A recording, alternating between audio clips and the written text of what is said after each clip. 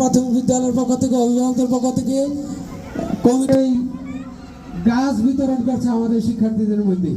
সে আমার চাকরি হওয়ার পরই আমি গাছের প্রতি খুব খেয়ালি হই এবং দীর্ঘদিন এখানে ছিল। সে আজ এ পর্যায়ে আলোচনা রাখবেন, আর দীর্ঘায়িত করবো না। তোমরা বলছি তোমাদের সবাই চারা পাবা, দেখছো গাড়ি এসেছে চারা। প্রথম যখন আরো যারা আছেন